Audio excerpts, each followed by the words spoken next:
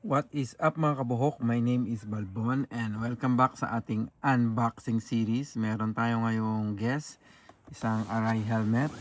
At ito po ay yung glass blue. Yan, maraming salamat po sa lahat ng sumusuporta at tumatangkilik sa ating helmet ni Balbon. Tokyo based po ako at dito po manggagaling ang helmet na to. So inside the box po meron siyang mga parang marshmallow, ayan, saka bubble wrap. Meron din siyang chin curtain, yan, nilalagay yan dun sa may bandang baba. Kung gusto nyo lang ng medyo tahimik, lagay nyo to pero mainit. Yan, after that wala na, ano na lang siya, silicone at saka manual. Ayan, itong kulay na to ay special. Ito po yung tinatawag na glass blue na monocolor. Ayan, yung po kasing pag po kasing sinabing glass sa term dito sa Arai, pag sinabi pong glass or kaya diamond, ang ibig sabihin po nun ay para siyang metallic effect.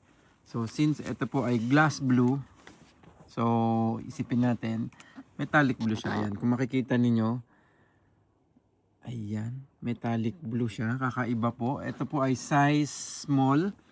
Yung ating boss ay size small. Yung kanyang logo po ay metallic din po, metallic silver. Ayan, kakaiba.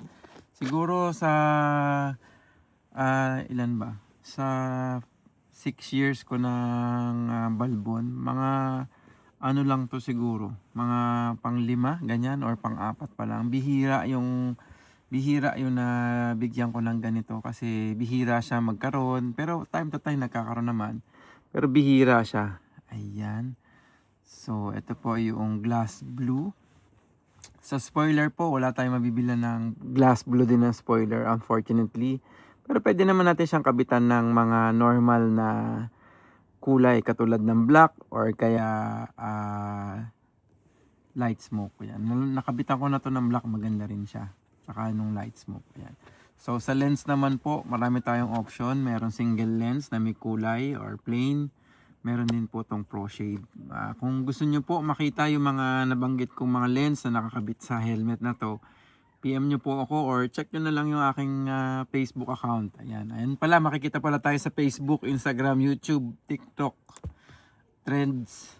Ayan, hanapin nyo na lang po ako doon sa helmet ni Balbon. So, eto ay bago kasi makikita nyo kulay red yung kanyang emergency release system. Silipin nga natin.